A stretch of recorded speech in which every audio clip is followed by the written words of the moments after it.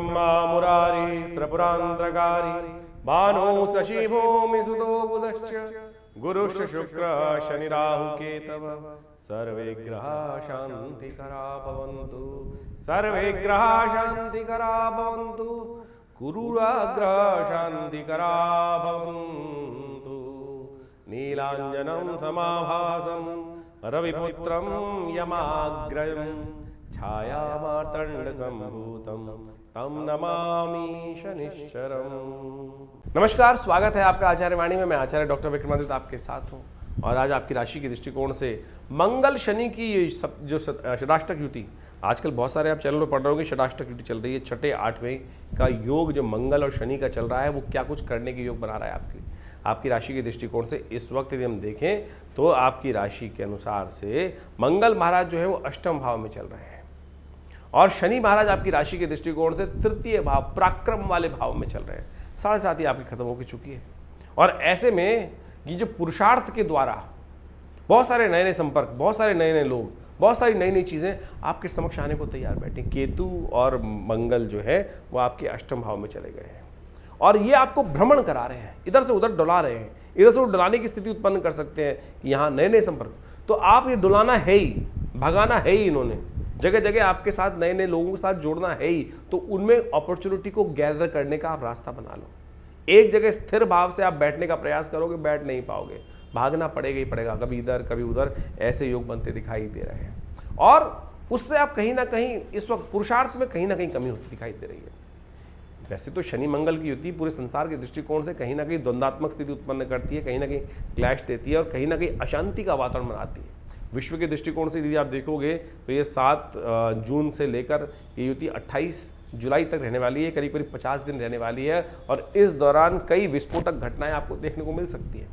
आकाशीय मंडल में कहीं ना कहीं विस्फोटक घटनाएं देखने को मिल सकती हैं, कहीं ना कहीं द्वंद्वात्मक स्थिति उत्पन्न हो सकती हैं, कहीं ना कहीं तेजी का वातावरण रहेगा, बहुत तेजी से गति से वातावरण बनता दिखाई दे, क्योंकि मंगल के साथ केतु की स्थिति जब भी बनती है तो बहुत तेज गति से आगे कार्य होने के योग बनते हैं और ऐसे में बड़ी शांति से आपको चीज़ों को समझना है। आप उस तेज गति में कार्य नहीं कर रहे हैं इस वक्त कार्य, क्योंकि आपके भाग्य में शनि की दृष्टि पड़ गई है।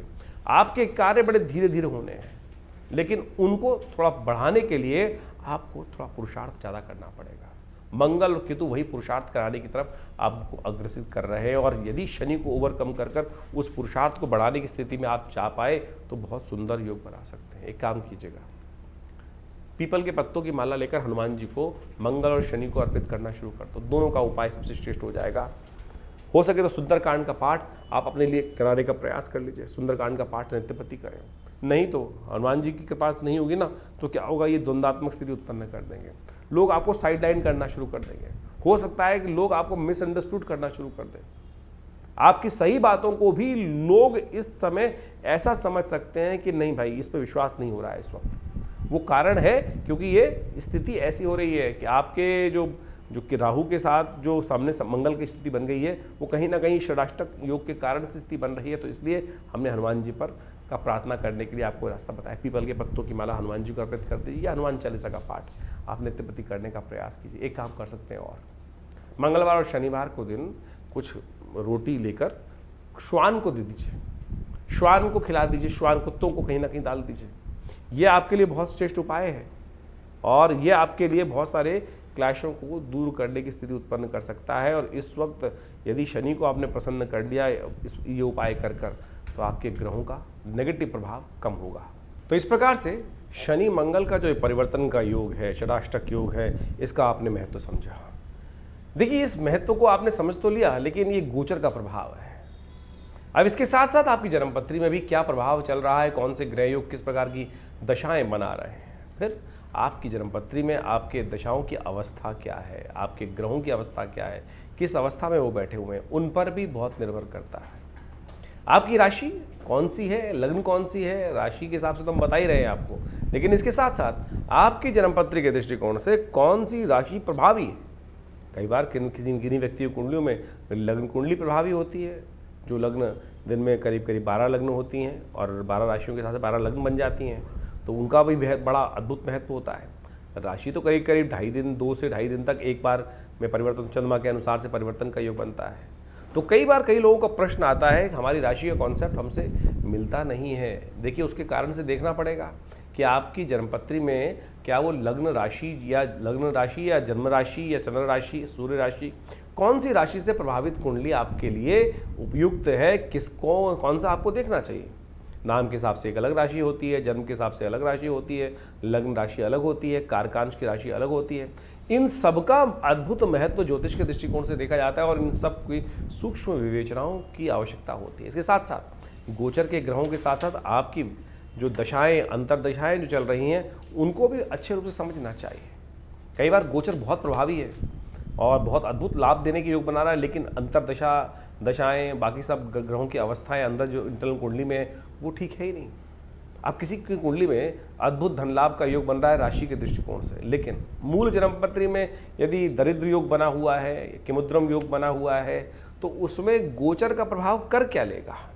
तो इसलिए गोचर के दृष्टिकोण से आपके साथ साथ बहुत सारे ज्योतिष के जो प्रभाव है उन सबको एक साथ अनुसंधान कर उनकी विवेचनाओं की आवश्यकता होती है और फिर उन जन्मपत्रियों के अनुसार से विवेचना कर कर प्रस्तुत किया जाए तो बिल्कुल चमत्कारिक प्रभाव उपस्थित होता है। उपाय भी बड़े ज़बरदस्त हैं। बहुत सारे लोगों का तथाकथित तौर पे कहना है कि भाई कौन से उपाय किए जाएं, कितने दिन उपाय किए जाएं, कितनी संख्या में उपाय किए जाएं। देखिए जीवन जो है वो कर्म का खेल है, सुख दुख जो है वो कर्म के खेल माने जाते हैं। जितने दुष्कर्म होंगे उतना दुख ज़्यादा होगा, जितने शुभ कर्म होंगे उतना सुख ज़्यादा होगा। जब आपके जीवन में शुभ करने के बावजूद भी कहीं ना कहीं दुख डेरा डाले हुए हैं तो समझ लीजिए अभी दूसरे पलड़े में, तराजू के दो पलड़े होते हैं ना, एक में जो शुभ कर्म का आप आहुतियाँ दे रहे हो वो कम है, दूसरे में पता नहीं कितना भार पड़ा है। ज्योतिष की जन्मपत्री के माध्यम से हम उस प्रभाव को जान सकते हैं कि कितना आवश्यकता है। हमारे पूर्व जन्मकृत कर्म के अनुसार से कौन सी दशाएं, अंतरदशाएं चल रही हैं, किस प्रकार का प्रभाव बना रही हैं, कैसा ग्रहों का योगा योग है। जन्मपत्री आपकी बैलेंस शीट है, आपके कर्मों का लेखा जोखा है, जो आपको वास्तविक तौर पर समझाती है कि हमारे पूर्व अर्जित कर्म किस प्रकार के रहे और उसका लेखा जोखा जो हमको प्रस्तुत लेकर हम आए हैं इस जन्म में, उसका प्रभाव किस प्रकार से होने वाला है और सुख प्राप्त करने के लिए कैसे उन जो दुष्कर्म है उनको समाप्त करने के लिए कौन से कार्य करने हैं हमको। आप सपोज जन्मपत्री दिखाने एक व्यक्ति आया है मेरे पास, बहुत सारे लोग जन्मपत्री दिखाने आते ही रहते हैं। हमने एक हमारे आश्रम के पास ही एक व्यक्ति रहता था, उसकी जन्मपत्री थी, जन्मपत्री देखी और जन्मपत्री में एक उपाय बताया कि एक काम करो, तुम हनुमान जी को चूल्हा चढ़ाने आया करो। आप सत्य माने अहन बिल्कुल शुद्ध रूप से 1 महीना ही चूल्हा उसने मंदिर में आके चढ़ाया होगा हनुमान जी को, और घर चलकर वो रिश्ता भगवती की कृपा से, भगवान की कृपा से उनके जीवन में आ गया। और कई लोग ऐसे होते हैं कि 1-2 बार चढ़ाने के बाद ही पूछ लें गुरुजी कब तक चढ़ाना है। तुलसी बाबा ने कहा है ना, कन का मन का छोड़कर मन का फेर। श्रद्धा, विश्वास, समर्पण भाव से यदि 1-2 बार भी कर लोगे ना तब भी वो अद्भुत रूप से लाभ दे देगा। समर्पण भाव परमात्मा की, जब तक तू न कृपा करे तब तक मैं तेरे द्वार पर बैठा हूँ, ये भाव कर कर हम यदि उपाय करें तब तो वो लाभ देगा। लेकिन हमारी स्थिति क्या होती है, मंत्र जप कर रहे होते हैं, हम बार बार उठा के माला देखते हैं, एक हुआ, कितनी हो गई, अभी कितनी जपी रह गई अभी, तो फिर तो मन का प्रभाव जो है वो उस परमात्मा के श्री चरणों की तरफ नहीं है, वो केवल मनकों के प्रति है। जैसे आजकल बहुत सारे लोग राम नाम जप कर रहे होते हैं, एक जगह हम पहुँचे तो वहाँ मंत्र जप कर रहे थे, राम नाम 1, राम नाम 2, राम नाम 3, राम नाम 4। हमने कहा भाई ये 4, 1 तो इसकी वजह राम राम राम, राम राम राम, राम राम राम ऐसे ही कर लो ना, तो संख्या बल क्यों लेके चल रहे हो।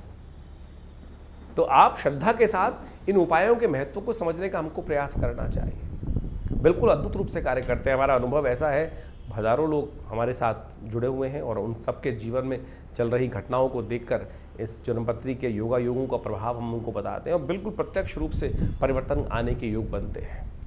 लेकिन परिवर्तन आपकी अपनी मेहनत, आपके अपने कर्मों के अनुसार से आएंगे, परमात्मा की कृपा से आएंगे। तो इसलिए इस संसार में हम दुख झेलने के लिए नहीं आए, इन सरमार पे बड़ी मुश्किल से बड़े भाग्य मानुष तन पावा। इसलिए इस ज्योतिष विज्ञान के माध्यम से हम समझें कि आने वाला समय हमें कहाँ अच्छे कार्य करने की तरफ प्रेरित कर रहा है, कौन से कष्ट आने के योग बन रहे हैं, कैसे उन कष्टों के प्रति हम निवृत्त होकर अपने को रक्षा कवच के अंदर ले जा सकें। वो प्रभाव ज्योतिष के द्वारा हम अच्छे से अपने जीवन में उपस्थित कर सकते हैं। नहीं तो ढैया, साढ़े साती, कभी कुछ और महादशाएं, कभी राहु की, कभी शनि की, ये सब चलती रहेंगी। लेकिन बहुत सारे लोग जीवन में सुख प्राप्त करने के योग बना लेते हैं, और बहुत सारे जीवन में कष्टों के, हजारों लोगों को कष्ट हो रहा है लेकिन कुछ लोगों को फिर भी सुख प्राप्त करने के योग बन जाते हैं। तो आप समझें ये सारा कर्मों का खेल है। कर्म सुधारने का हमको प्रयास करना चाहिए। ज्योतिष के विज्ञान के माध्यम से हमको कर्म सुधारने का रास्ता ही प्राप्त होता है। इन सब चीज़ों को आप समझें अच्छे से, अपने ग्रहों के प्रभाव को समझें, और प्रत्यक्ष रूप से आप यदि इन सब जो रास्ते हमने आपको बताए हैं इनको यदि अपनाने का प्रयास करोगे तो हमारा ऐसा विश्वास है, हमारा ऐसा अनुभव है कि जीवन में कष्टों से निवृत्ति का योग भगवान की कृपा से बन ही जाता है। खैर, आपके मन में जो भी प्रश्न चल रहे हो चिंता ना करें, आप हमारे इस कार्यक्रम के माध्यम से हमारे इस चैनल पर या व्हाट्सअप नंबर्स जो नंबर सामने स्क्रीन पर चल रहे हैं उन पर भेजिए।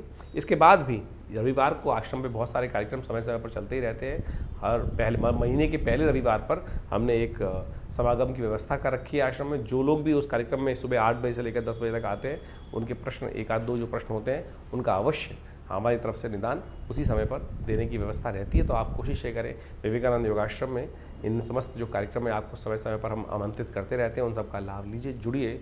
देखिए माँ भगवती का सुंदर श्री विग्रह जो आश्रम पर विराजमान है, उनके सानिध्य में आकर किस प्रकार से उनके प्रभाव से हम अपने जीवन को, कष्टों को दूर हजारों लोगों ने किया है, आप भी करें। स्वागत है आपका। नमस्कार।